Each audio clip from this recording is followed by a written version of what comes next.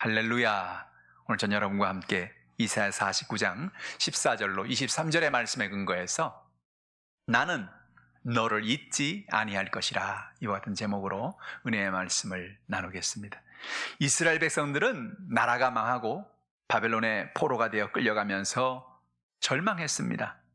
하나님을 믿고 살아가는 이스라엘 백성들에게 왜 이런 일이 다가왔을까? 하나님의 선택된 백성들이 어떻게 바벨론의 포로가 되어서 살아갈 수가 있었을까 하는 그런 생각으로 마음이 복잡했죠. 이사야는 그런 혼란 속에 있는 이스라엘 백성들에게 오늘 본문의 말씀을 외칩니다. 우리도 코로나19를 지나가면서 왜 우리 대한민국에 이런 고난이 다가왔는가? 왜 우리의 삶 속에 이런 어려움이 있는가? 하나님은 지금 어디 계시는가? 그런 질문을 할 수가 있지요. 오늘 본문을 통해서 하나님 우리 주신 진리의 말씀이 무엇일까요? 첫 번째로, 하나님은 그의 자녀들을 잊지 않습니다. 오늘 본문에 이사야 49장 15절에 보니까 여인이 어찌 그 젖 먹는 자식을 잊겠으며 자기 태에서 난 아들을 긍휼히 여기지 않겠느냐? 그들은 혹시 잊을지라도 나는 너를 잊지 아니할 것이라고 성경은 말합니다. 여인이 어찌 그 젖 먹는 자식을 잊겠느냐? 여러분, 아무리 정신이 없고 아무리 생각이 없어도 아기 엄마가 아기를 잊을 수 있겠어요? 모든 아기 엄마의 관심은 아기에게 있죠. 아기가 금방이라도 응애 울면은 무슨 기저귀가 잘못됐나? 배가 고픈가? 뭐가 불편한가? 아기 엄마는 늘 아기에게 마음이 가 있죠. 아기 엄마가 젖 먹는 자식을 잊겠는가? 하나님이 그와 같다는 거예요. 하나님 우리 한 사람 한 사람을 마치 젖 먹는 자식을 바라보듯이 하나님 우리를 바라보고 계시고 우리를 지키고 계신다는 것이죠. 그들을 긍휼히 여기지 않겠냐는 거예요. 오늘 여러분, 하나님은 저 여러분을 긍휼히 여기시는 것입니다. 오늘 본문에 보니까 하나님의 놀라운 역사신 가운데 여인이 어찌 그 젖 먹는 자식을 잊겠으며 자기 태에서 난 아들을 긍휼히 여기지 않겠느냐? 하나님은 저 여러분 한 사람 한 사람을 긍휼히 여기십니다. 이스라엘 백성들이 바벨론의 포로가 되어 잡혀갔어요. 그래서 그들이 많은 고통과 연약함 속에 인생을 살아가는 것입니다. 그러나 하나님은 그들이 고통당하는 걸 보고 즐기는 하나님이 아니죠. 아이고 쌤통이다, 그렇게 말 안 됐더니 네가 정말 그렇게 어려움을 처했구나, 그렇게 바라보는 하나님이 아니고, 이스라엘 백성들이 포로로 잡혀가서 고통하고 연약함을 보면서 너무 가슴이 아파하는 거예요. 왜? 하나님은 가능하면 그들이 그런 삶을 살기를 원치 않았어요. 가능하면 그들이 그렇게 고통당하지 않기를 원하셨어요. 그들이 그러기 전에 마음을 바꾸고 하나님 중심으로 서서 하나님을 의지하고 하나님의 예비한 은혜를 체험하고 살기를 원했던 거죠. 그런데 그들이 결국은 하나님을 떠나니 자기도 모르게 그런 인생을 자초한 것입니다. 그렇게 살아가는 자녀들을 바라보면서 하나님은 얼마나 가슴이 아픕니까? 그들을 긍휼히 여기는 하나님의 모습을 우리는 보게 되는 것입니다. 하나님은 그의 자녀를 잊지 않는다는 거예요. 오늘 이사야 49장 16절 말씀 보세요. 내가 너를 내 손바닥에 새겼고 너의 성벽이 항상 내 앞에 있나니, 그랬습니다. 저는 가끔씩 뭔가 이렇게 기도하든다든지 어떤 일을 할 때 급하게 어떤 아이디어가 떠오르거나 그러면 볼펜을 꺼내가지고 손바닥에다 써요. 오늘 아침에도 일부 예배드리다가 제가 뭐가 생각이 나가지고 볼펜을 꺼내 손바닥에 썼는데, 이 손바닥에 쓰는 이유는 뭐냐? 잊어버리지 않으려는 거죠. 우리 생각에 다가온 어떤 생각이라든지 어떤 아이디어라든지 그건 그때 생각하고 시간이 지나가면 그냥 날아가 버리는 거예요. 그렇기 때문에 그걸 놓치지 않으려고 손바닥에 쓰는 거죠. 근데 성경에 보니까 하나님이 내가 너를 내 손바닥에 새겼다는 거예요. 손바닥에 쓴 게 아니고 내 손바닥에 새겼다는 거예요. 참 보통 얘기가 아니죠. 쓰는 거는 지워지기도 하잖아요. 그런데 새긴 것은 지워지지도 않습니다. 하나님 우리 한 사람 한 사람을 그렇게 사랑하신다는 거예요. 우리를 그렇게 마음에 두고 계신다는 거예요. 내 성벽이 항상 내 앞에 있다는 것입니다. 하나님이 우리를 향한 하나님의 은혜를 오늘도 베풀어 주고 계시는 것입니다. 오늘 그 하나님이 우리를 잊지 않고 있다는 사실을 늘 기억하기를 주님의 이름으로 축복합니다. 현실을 바라볼 때, 환경을 바라볼 때, 대한민국을 바라볼 때, 점점 확진자가 나오고 2.5 사회적 거리두기로 가고 정말 이제 앞으로 어떻게 하면 좋겠는가? 어떻게 하면 우리가 살 수 있는가? 그런 답답한 마음이, 그런 두려움이, 그런 연약함이 다가오지만, 그러나 그 속에서 우리가 잊지 말 것은 뭐예요? 하나님이 그럼에도 불구하고 우리를 기억하고 계신다. 우리를 하나님 손바닥에 새겼다. 그런 사실을 마음에 새기고 살기를 주님의 이름으로 축원합니다. 하나님 우리를 사랑하시고 하나님 우리에게 놀라운 은혜를 베풀어 주기를 원하시는 것입니다. 잠언 1장 7절에 뭐라 말합니까? 야훼를 경외하는 것이 지식의 근본이거늘 미련한 자는 지혜와 훈계를 멸시하느니라. 왜 이스라엘 백성들이 그런 문제를 만났습니까? 왜 그들의 삶 속의 연약함을 그들이 경험하게 됐어요? 하나님의 사랑을 놓아버렸기 때문에 그렇죠. 하나님의 은혜의 손을 놨기 때문에 그래요. 여러분 오늘도 우리가 하나님의 손을 놓고 살지 않기를 주님의 이름으로 축복합니다. 아이들이 점점 크면 성장하면 1살, 2살 때는 엄마 아빠 손을 꼭 잡고 가요. 넘어질까봐 쓰러질까봐. 그런데 3살, 4살, 5살 되고 나면 이제는 엄마 아빠 손을 막 놓습니다. 거기다가 뭐 슈퍼마켓이나 무슨 장난감 가게나 그러면 손을 풀어 헤치고 그냥 자기가 가고 싶은 걸로 막 뛰어가는 거죠. 손을 놓으면 안 돼요. 오늘 여러분 인생 살면서 하나님 손 놓지 말기 바랍니다. 하나님 손 놓으면 나도 모르게 내 인생이 꼬이기 시작하는 거예요.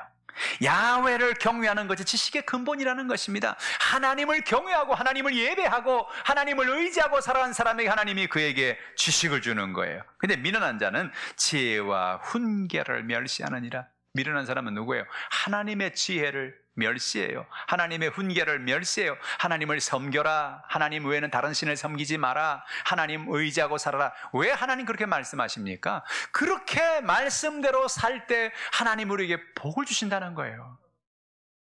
이번 주부터 제가 우리 성도님들하고 제자훈련학교를 최초로 우리 교회 최초로 온라인으로 오픈하기로 했죠. 매주 목요일마다 이제 온라인으로 여러분에게 제가 하나님의 말씀을 나누는데 그 제목을 왜 시리즈로 하기로 했어요. 왜 시리즈.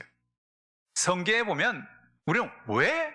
그런 질문이 참 많이 나와요. 하나님이 이렇게 해라, 이렇게 하지 마라. 왜? 하나님이 왜 그랬지?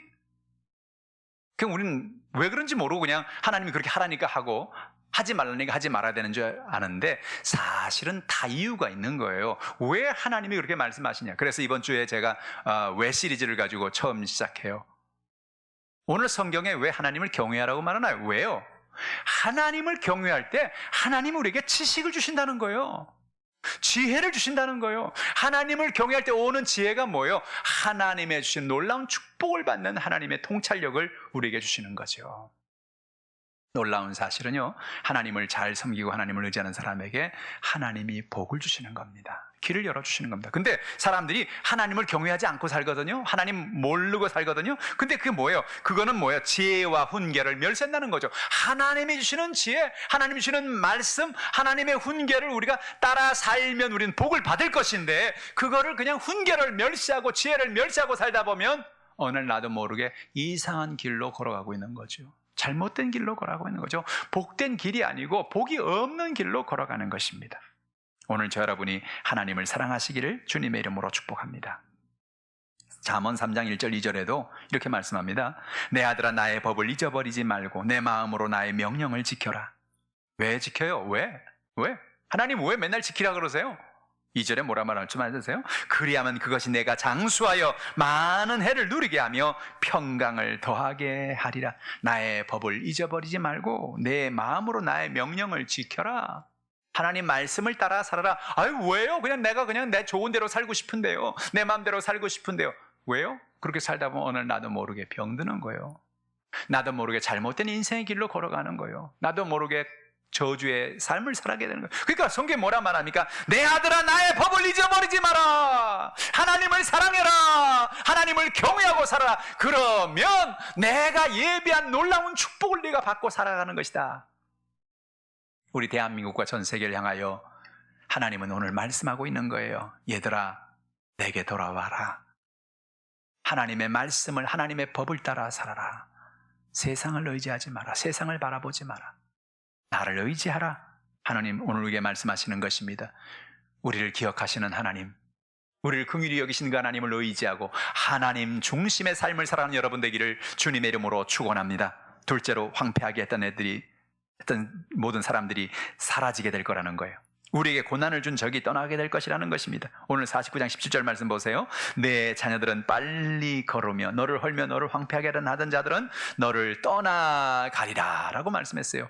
놀라운 일입니다. 여러분, 이스라엘 백성들은 지금 나라가 망했잖아요. 그래서 그들은 바벨론의 포로가 되어 끌려갔어요. 그런데 어느 날 뭐라고 말합니까? 이사야가 말합니다. 내 자녀들이 지금 그렇게 어슬렁어슬렁 힘이 없이 그렇게 걸어가는 게 아니고 빨리 걸어서 그들이 하나님 은혜 가운데 고향으로 돌아가는 그런 길이 열려질 것이고, 너를 헐고 너를 황폐하겠다는 자들이 너를 떠나가는 그런 놀라운 역사가 나타나게 될 것이다. 이 말을 이사야가 했을 때 이스라엘 백성들은 야, 이거 꿈 같은 얘기다, 말 같은 소리를 해야지. 아니, 우리 나라가 망했고 우리가 다 포로로 끌려왔는데 우리 무슨 자녀들이 빨리 걸어가고 우리를 헐고 황폐하겠다는 자들이 어떻게 우리를 떠나갈 거야? 현실을 보면 전혀 그렇지 않죠. 현실을 보면 방법이 없어요. 그런데 뭐라 말합니까? 하나님의 때가 되면, 하나님의 역사가 나타나면 너를 헐고 너를 황폐하겠다는 자들이 너를 떠나가리라 라고 말씀하는 것이죠. 여러분, 우리가 지금 정말 코로나19라고 하는 정말 과거에 없었던 이런 역병을 우리가 만나면서, 야, 이 코로나19 이건 없어질 것 같지도 않고 이거 어떻게 하면 좋지? 우리 어떻게 살아야지? 막 좌절하고 절망하는 거예요. 어제부터는 또 식당이나 이런 카페나 이런 데서는 저녁 9시 이후에는 장사 못하고 문을 닫아야 되고, 또 이젠 2.5로 사회적 거리 두기를 해야 되고, 자영업을 하는 사람들 정말로 큰 어려움을 만나네요. 이거 어떻게 하면 좋은가? 이제 과거의 삶으로 돌아갈 수 없지 않는가? 근데 성경 뭐라 말해요? 너를 헐며 너를 황폐하게 했던 자들이 너를 떠나가리라 라고 말하는 것입니다. 우리의 삶에 어떤 연약함이 다가오고 어떤 고난이 다가오고 어떤 문제가 다가와도 우리가 하나님을 의지하고 살면 우리를 황폐하게 했던 것들은 결국은 떠나가는 것입니다. 사라지게 되는 것입니다. 오늘 하나님의 은혜 가운데 이 소망을 갖기를 주님의 이름으로 축복합니다. 하나님 우리의 위기의 자리를 복된 자리로 바꿔주신다는 겁니다. 이사야 49장 19절 보세요. 이는 내 황폐하고 적막한 곳들과 내 파멸을 당하였던 땅이 이제는 주민이 많아 좁게 될 것이며 너를 삼켰던 자들이 멀리 떠날 것이니라고 말씀하고 있는 것입니다. 오늘 성경에 보니까 황폐하고 적막한 곳, 파멸을 당했던 곳 어디예요? 이스라엘이죠.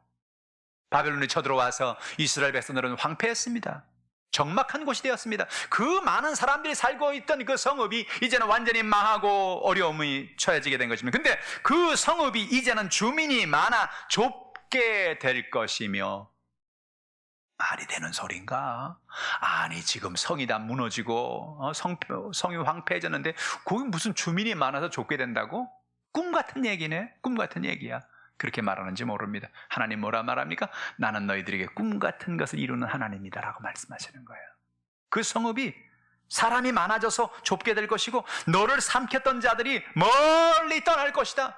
너를 괴롭혔던 바벨론이, 너를 괴롭혔던 코로나19가, 너를 괴롭혔던 너의 인생의 문제가, 너의 삶의 저주와 연약함이 너의 삶에서 떠나가게 될 거라는 거예요. 오늘 여러분 그 하나님을 바라보기를 주님의 이름으로 축복합니다. 우리가 오늘 하나님이 함께 하시면 우리의 고난의 자리, 우리 위기의 자리가 변하여서 복된 자리, 은혜의 자리로 바뀌게 되는 것입니다. 하나님의 역사가 임하게 되는 거예요. 역대하 30장 9절에도 보면 너희가 만일 야훼께 돌아오면 너희 형제들과 너희 자녀가 사로잡은 자들에게서 자비를 입어 다시 이 땅으로 돌아오리라. 너희 하나님 야훼는 은혜로우시고 자비하신지라 너희가 그에게로 돌아오면 그의 얼굴을 너희에게서 돌이키지 아니하리리 하시다라고 말하는 것입니다. 오늘 여러분 우리가 하나님의 은혜 가운데 성경 뭐라 말합니까? 하나님께 돌아오면 하나님께서 우리에게 이 자비를 베풀어 주시겠다는 거예요.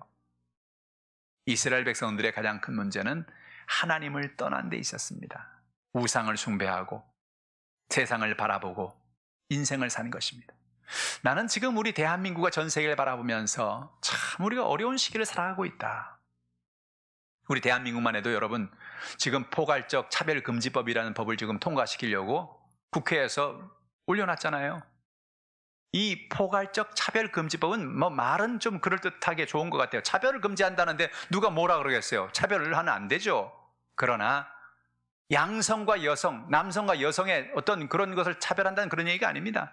포괄적 차별금지법이라는 것은 우리도 알지 못하는 제3의 성, 밝혀지지 않는 성이 한 30 몇 개가 있대요. 그런데 그 성인데 그 성도 우리는 다 차별하면 안 된다. 어떤 성은 뭐가 있는지 아세요? 흐르는 성도 있어요. 흐르는 성. 아침엔 남자가 됐다가 저녁엔 여자가 되고. 말이 됩니까? 바로 이게 뭐냐? 우리나라가 전 세계가 점점 소돔과 고모라로 가고 있다는 증거입니다. 우리가 돌아와야 돼요. 전 세계가 정신을 차려야 돼요.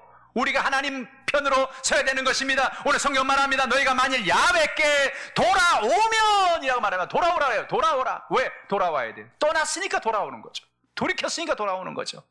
하나님 앞으로 우리 대한민국이 돌아와야 하는 겁니다. 전 세계가 돌아와야 되는 겁니다. 알지 못하는 역병이 일어나는 이유가 뭡니까? 하나님 앞에 역병이 일어날 때 하나님 앞에 나가 회개하면 하나님이 그 땅을 치료할 것이라고 말씀했잖아요. 오늘 우리가 하나님 앞에 나가서 회개하고 돌아오는 저 여러분 되기를 주님의 이름으로 축복합니다. 영국의 유명한 작가인 C.S. 루이스는 이런 말을 했죠. 고난은 하나님의 확성기다. 고난은 하나님의 확성기다. 하나님의 메가폰이다. 여러분, 우리가 인생을 살아가면서 우리 인생엔 고난이 다가와요. 어려움이 다가와요.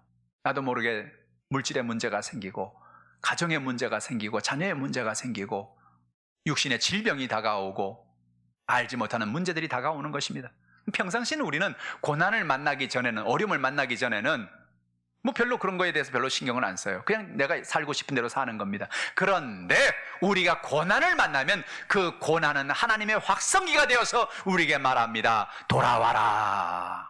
돌이켜라. 돌아와라. 말씀합니다. 대한민국이 돌아와야 하는 것입니다. 전 세계가 돌아와야 하는 것입니다. 하나님 중심으로 돌아와야 합니다. 하나님을 의지하고 살아야 합니다. 하나님 중심의 삶을 살 때 하나님 우리에게 복을 주시는 거예요. 오늘 저 여러분의 삶에 이런 은혜가 있기를 주님의 이름으로 축복합니다. 셋째로 하나님을 바라보는 사람에게 하나님은 수치를 당하지 않게 하십니다. 이사야 49장 23절 보세요. 왕들은 내 양부가 되며 왕비들은 내 유모가 될 것이며 그들이 얼굴을 땅에 대고 내게 절하고 내 발에 티끌을 핥을 것이니 내가 나를 야훼인 줄 알리라. 나를 바라는 자는 수치를 당하지 아니하리라. 이야, 이것도 참 대단한 일이죠. 아니 무슨 왕들이, 왕비들이 뭐예요? 이 사람들이 너의 양부가 돼서 너의 모든 것을 다 채워주겠다는 거예요. 왕비가 뭐예요? 너 유모가 돼서 너의 모든 것을 다 공급해 주겠다는 거예요. 그들이 얼굴을 땅에 대고 내게 절하고. 아니 왕과 왕비가 나한테 얼굴에 땅을 대고 절을 한다는 건 난 도대체 누구란 말이에요? 내가 어떤 사람이란 말이에요? 왕과 왕비보다 더 위대한 사람이 되는 거죠. 놀라운 내가 무엇입니까? 우린 여러분 위대한 사람인 것이에요. 하나님이 저 여러분 한 사람 한 사람을 하나님의 자녀로 삼아주신 것이죠. 누구든지 그 마음을 돌이켜서 하나님을 믿고 믿음으로 사는 사람에게 하나님은 저 여러분에게 복을 주신 것입니다. 그래서 바벨론의 왕과 왕비가 절을 하고 그 얼굴을 땅에 대고 뿐만 아니죠. 내 발에 티끌을 핥을 것이니, 발에 티끌을 핥는다는 것은 정말로 수치스러운 모습이죠. 아무리 왕과 왕비가 남의 발에 티끌을 핥을 이유가 있겠어요? 그 뭐요? 그 정도로 완전히 굽신거리고 그 정도로 막 섬기고 그런 삶을 살겠다는 것입니다. 하나님 앞에 돌아온 사람의 축복을 말하는 거죠. 여러분의 삶 속에 하나님이 이런 은혜를 주셨습니다.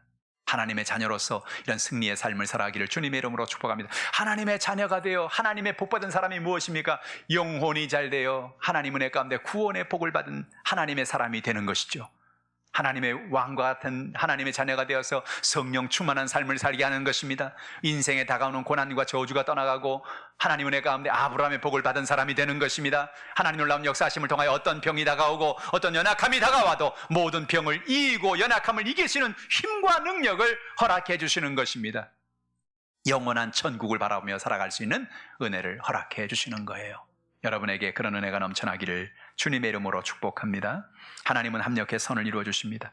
49장 23절에 보니까 오늘 본문에 하나님의 주시는 놀라운 역사가 무엇입니까? 인생에 다가오는 문제는 오히려 변하여 복이 되게 하신 하나님의 역사라는 거예요. 여러분, 어려움이 없으면 좋죠. 코로나19가 없으면 좋죠. 우리 삶에 질병이 없으면 좋죠. 문제가 없으면 좋죠. 그러나 그 모든 문제를 통해서 그 문제가 우리에게 이야기하는 것이 뭔가를 귀를 기울이라는 거예요. 아하, 내가 하나님을 내가 제대로 믿지 않았구나. 내가 하나님 중심의 삶을 살지 않았구나. 그걸 통해서 우리의 믿음이 회복이 되어지고 우리의 삶에 하나님의 축복을 받는 귀한 계기를 우린 마련하게 된다는 겁니다. 그래서 로마서 8장 28절에 우리가 알거니와 하나님을 사랑하는 자 곧 그의 뜻대로 부르심을 입은 자들에게는 모든 것이 합력하여 선을 이루느니라. 모든 것이 합력해 선을 이룹니다. 어떤 사람에게요? 하나님을 사랑하는 자에게. 다른 것 없어요. 하나님을 사랑하면 돼요. 하나님을 경외하면 돼요. 하나님을 예배하면 돼요. 하나님 중심의 삶을 살면 돼요. 하나님께서 우리의 모든 연약함을 채워주시고 응답해 주시는 것입니다. 우리의 고난이 영광으로 바뀌게 해주시는 거예요. 49장 23절에 그들이 얼굴을 땅에 대고 내게 절하고 내 발에 티끌을 핥을 것이며 내가 나를 야훼인 줄을 알리라. 이 놀라운 일을 경험하면서 왕비가 와서 절을 하고 발에 티끌을 핥고 스스로 우리는 그럴 것이며 이게 뭐지? 내가 뭔데? 내가 뭔데? 왕이 와서 왕비가 와서 막 머리를 조아리고 내 발에 티끌을 핥겠다 그러고 야 이거 내가 뭐지? 뭡니까? 하나님이 우리에게 하나님 자녀로서의 놀라운 신분과 축복을 회복시켜 주신 것을 말하는 거죠. 인생의 고난이 다가올 때 하나님께서 우리와 함께 하심으로 연약함을 고난을 바꾸어 하나님의 축복으로 영광으로 바꾸어 주시는 것입니다. 성경에 보면 다윗이라고 하는 이 왕은 정말로 참 많은 인생의 문제를 만났어요. 얼마나 많은 고난을 만났습니까? 사울이 그를 죽이려고 하지요. 왕이 되고 난 다음에 또 아들이 반역을 해서 아버지를 죽이려고 하죠. 별의 별일을 다 당하고 인생을 사는 거예요. 다윗은 인생을 살면서 정말 수많은 문제를 만났습니다. 그런데 그 많은 문제를 만날 때마다 그는 하나님에게 초점을 맞춥니다. 하나님 도와주십시오. 하나님 앞에 나가 간구하면 하나님은 그의 고난을 영광으로 바꾸어 주시는 거죠. 시편 30편 2절에 보니까 야훼 내 하나님이여 내가 주께 부르짖음에 나를 고치셨나이다. 다윗이 구체적으로 어디가 어떻게 아팠는지 성경은 자세히 얘기하고 있잖아요. 그러나 여러분, 사람은 살면서 때때로 아플 때가 있죠. 여러분도 살다 보면 아플 때가 있잖아요. 다윗도 정말로 많은 고통이 있었던 어떤 그런 순간이 있었던 것 같아요. 제일 큰 아픔은 마음의 병이었을 거예요. 아버지가 인정해주지 아니하고 형들이 인정해주지 아니하고 살았던 그의 버림받은 마음, 상처 있는 마음, 그 상처 있는 마음을 하나님이 그를 고쳐주기를 원하시는 거죠. 내가 주께 부르짖음에 나를 고치셨나이다. 여러분, 놀라운 은혜가 무엇입니까? 우리의 삶에 고난이 다가오고 문제가 다가옵니다. 어려움이 다가옵니다. 그러나 그때가 어떤 순간이냐? 하나님 앞에 나가 기도할 때인 것입니다. 내가 주께 부르짖음에 나를 고치셨나이다. 여러분, 오늘도 하나님 앞에 나가 기도하면 하나님 우리를 고쳐주십니다. 우리의 마음을 치료하시고 우리의 가정을 치료해 주시고 우리의 병을 고쳐주시고 우리의 문제를 해결해 주시는 것입니다. 하나님은 다윗을 사망의 위기에서 건져주셨어요. 시편 30편 3절에 야훼여 주께서 내 영혼을 수올에서 끌어내어 나를 살리사 무덤으로 내려가지 않게 하셨나이다. 참 놀라운 일이죠. 내 영혼을 수올에서 끌어내어. 수올은 여러분 죽음의 자리를 말하는 거예요. 내가 죽어가고 있었다는 거죠. 내 영혼이 내가 죽어가고 있었는데 주님이 내 영혼을 수올에서 끌어냈다는 겁니다. 나를 살렸다는 겁니다. 그래서 다 죽은 건데, 다 죽은 사람인데 나를 끌어내서 무덤으로 내려가지 않게 주님이 해주셨습니다. 이게 하나님이 우리에게 주신 은혜인 것이죠. 이 하나님의 손이 대한민국을 잡아주시기를 축원합니다. 저 여러분 한 사람 한 사람을 잡아주시기를 축원합니다. 그래서 우리의 영혼이 수올에 내려가지 않게 하시고 우리의 삶의 연약함에서 우리를 무덤으로 내려가지 않게 하시고 하나님이 우리를 지켜주시고 역사하시기를 간절히 원합니다. 하나님은 다윗의 슬픔을 기쁨이 되게 만들어 주셨습니다. 시편 30편 11절에 보니까 주께서 나의 슬픔이 변하여 내게 춤이 되게 하시며 나의 베옷을 벗기고 기쁨으로 띄우셨나이다. 다윗은 자기 자신의 삶을 바라볼 때 내 인생은 끝났다. 이제 사울이 나를 죽이려고 하고 주변에 많은 사람 나를 죽이려고 하고 정말 이 많은 어려움 속에서 나는 어떻게 살아야 되는가. 그 마음에 슬픔이 가득했어요. 여러분, 슬픔을 주님 앞에 다 고백하기를 주님의 이름으로 축원합니다. 인생을 살면서 하나님 앞에 솔직하시기를 축원합니다. 기도가 무엇입니까? 하나님 앞에 나가서 우리의 연약함을 있는 그대로 고백하는 것입니다. 나의 슬픔을 고백하는. 여러분, 슬프면 하나님 앞에 나가 슬프다고 고백하세요. 슬픈데 이를 악물고 안 슬퍼요 그러지 말고 하나님 앞에 나가서 하나님 나 슬퍼요, 나 힘들어요, 하나님 내가 아파요, 하나님 앞에 나가 고백하는 여러분 되길 바랍니다. 놀라운 사실은 뭐예요? 우리가 하나님 앞에 슬픔을 고백하면, 우리 연약함을 고백하면 슬픔이 변하여 내게 춤이 되게 하신다는 거예요. 여러분, 우리가 왜 예수를 믿고 하나님 믿고 살아가는 줄 아세요? 하나님은요, 우리가 인생을 살아갈 때 고난을 만나고 문제를 만나는데 그 고난을 바꾸는 하나님이에요. 슬픔을 변하게 하는 하나님이에요. 그래서 얼마 전까지만 막 슬퍼하고 힘들어하고 나는 끝났다, 이제 방법이 없다 좌절했는데 하나님이 그 사람의 슬픔을 바꿔 춤이 되게 만들어 주셨다는 거예요. 춤이 된다는 건 뭐예요? 슬픔이 변하여 기쁨이 됐다는 거죠. 슬픔의 문제가 해결됐다는 거죠. 하나님의 놀라운 역사와 하나님의 은혜가 임한 것입니다. 인생에 누구든지 문제가 있어요. 문제 없는 사람 없어요. 어려움이 없는 사람이 없습니다. 그런데 어떤 연약함이 있어, 어떤 문제가 있어도 주님을 의지하고 나가면 슬픔을 변하여 춤이 되게 해주십니다. 나의 베옷을 벗기고 기쁨으로 띠띠우셨네. 베옷은 뭐 이스라엘 백성들이 회개할 때 베옷을 입지요. 죄 가운데 있습니다. 하나님 나의 죄를 용서하여 주시옵소서. 하나님 앞에 기도할 때 베옷을 입고 죄를 뒤집어 쓰고 그때는 하나님 앞에 기도합니다. 하나님 앞에 나가서 회개하고 하나님 앞에 나가서 죄를 뒤집어 쓰고 기도했더니 하나님이 어떻게 해서 그들의 베옷을 이제는 벗겨주신다는 것입니다. 기쁨으로 그들을 띠띠우게 해주신다는 거예요. 하나님의 은혜로 그들을 붙잡아 주시는 것이죠. 다윗은 그 인생에 다가오는 수많은 연약함 속에서 하나님 앞에 나가서 회개했습니다. 무슨 죄가 그렇게 많이 있었을까요? 무슨 죄를 그렇게 많이 지었을까요? 그런데 다윗은 자기 인생의 고난이 다가올 때마다 자기를 돌아보는 거예요. 내가 뭘 잘못했지? 내가 하나님 앞에 내가 어떻게 살고 있는 거지? 내가 하나님 뜻 가운데 내가 지금 살고 있는 건가? 생각해 보니까 죄가 또 올라오는 거예요. 아, 내가 잘못 살았구나. 내가 육신의 정욕, 안목의 정욕, 이 세상 자랑을 따라 살았구나. 내가 하나님 중심으로 사는 게 아니고 내 생각과 내 판단과 내 뜻대로 내가 인생을 살았구나. 그래서 오늘 내가 이런 고난을 만났구나. 내가 이런 어려움을 만났구나. 그가 회개하고 하나님께 돌이키니까 하나님이 그가 회개한 그 베옷을 벗겨주시고 그의 마음속에 기쁨으로 은혜로 하나님이 그를 충만하게 바꿔주시더라. 사랑하는 성도 여러분, 하나님은 오늘 저 여러분의 베옷을 벗겨주십니다. 우리 마음의 슬픔과 우리 마음에 있는 연약함과 우리의 모든 인생의 모든 연약함을 붙잡아 주시고 기쁨으로 회복시켜 주시는 것입니다. 하나님은 우리가 수치를 당치 않게 하십니다. 49장 23절 제일 마지막에 보니까 나를 바라는 자는 수치를 당하지 아니하리라. 하나님을 바라보아야 합니다. 성경은 거꾸로 읽으면 뜻이 확실해져요. 나를 바라는 자는 수치를 당하지 않을 것이다. 거꾸로 읽어볼까요? 나를 바라지 않는 자는 수치를 당할 것이다. 그 얘기예요. 이스라엘 백성들이 왜 이스라엘이 망했어요?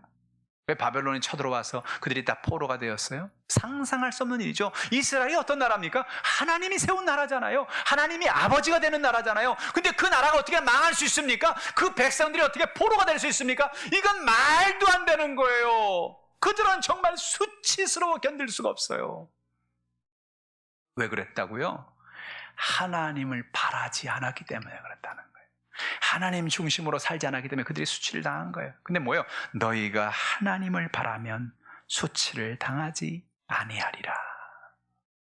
우리 대한민국에 하나님의 은혜를 부어주시기를 원합니다. 우리 대한민국이 수치를 당하지 않기를 원합니다.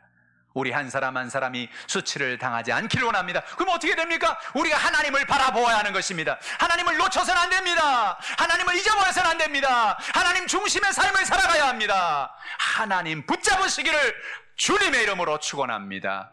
하나님을 바라면 수치를 당하지 않는다. 시편 22편 5절에 그들이 주께 부르짖어 구원을 얻고 주께 의뢰하여 수치를 당하지 아니하나이다. 주께 부르짖어 구원을 얻고 주께 의뢰하여 수치를 당하지 아니하였나이다. 여러분, 하나님 앞에 나가 부르짖고 주님을 의뢰하고 살아간 여러분 되기를 주님의 이름으로 축복합니다. 여러분, 우린 인생을 살면서 고난을 만납니다. 우리는 그 고난이 그냥 다가오는 고난이 아니라 우리의 삶을 돌아보게 하는 고난이라는 사실을 깨닫기를 주님의 이름으로 축복합니다. 내가 하나님 중심의 삶을 살아가고 있는가? 내가 하나님을 지금 바라보고 있는가? 내 마음의 중심이 어디를 향하고 있는가? 우리는 어떤 때는 바쁘게 살다 보면 나도 모르게 내가 지금 뭘 바라보고 살아가는지, 내 인생이 지금 어디로 가는지 모르고 그냥 흘러 떠내려갈 때가 있단 말이에요. 그러나 고난의 문제를 통해서 하나님께 돌아와서 회개하고 하나님을 의지하면 하나님은 다시 한번 길을 열어주시는 것입니다. 우리에게 지혜를 주시는 것입니다. 복을 주시는 것입니다. 합력하여 선이 되게 해주시는 것입니다. 우리 모두 코로나19라고 하는 이 고난을 잘 이기고 하나님 중심의 삶을 회복해서 하나님이 예비하신 큰 은혜를 체험하는 여러분 되기를 주님의 이름으로 축복합니다. 하나님은 그의 자녀들을 잊어버리지 않습니다. 하나님은 황폐했던 모든 사람들, 이 모든 사람들이 다 사라지게 하시고 하나님을 의지하는 사람, 하나님 수치를 당치 않게 하시고 하나님의 은혜와 복을 허락해 주시는 것입니다. 그 하나님 의지하고 승리하는 이 한 주간이 되시기를 주님의 이름으로 축원합니다. 기도하겠습니다. 하나님 아버지, 회개합니다. 하나님 아버지, 하나님을 떠났고 하나님을 바라보지 못했고 우리의 뜻과 우리의 생각대로 살았던 우리의 모든 죄를 주님 앞에 고백합니다. 소돔과 고모라로 변해버리는 대한민국과 전 세계를 바라보면서 하나님 아버지, 좋은 게 좋은 거고 다양한 게 좋은 거고 사람들의 모든 것을 인정해 주는 게 인권이라고 생각하는 착각 속에서 하나님, 우리가 소돔과 고모라로 변해가는 대한민국을 위해 기도합니다. 하나님 용서하여 주시옵소서. 우리가 하나님 말씀을 따라 살게 하시고 무엇이 바른 인생인가를 살아갈 수 있게 도와주옵소서. 하나님 아버지, 우리가 하나님을 바라며 살기 원합니다. 하나님을 의지하며 살기 원합니다. 그래서 우리의 수치에서 하나님이 건져주시고 우리 연약함에서 건지시는 하나님의 놀라운 역사가 임하게 도와주옵소서. 이 시간 우리의 회개를 받아주시옵소서. 주여, 이 나라를 불쌍히 여겨주옵소서. 아버지, 전 세계를 불쌍히 여겨주시옵소서. 하나님의 나라와 하나님의 의가 임하게 도와주시옵소서. 회개하고 하나님 중심으로 서서 하나님이 기뻐하는, 하나님이 우리를 받으시는 그러한 믿음의 삶을 살아가게 되도록 인도하여 주시옵소서. 모든 문제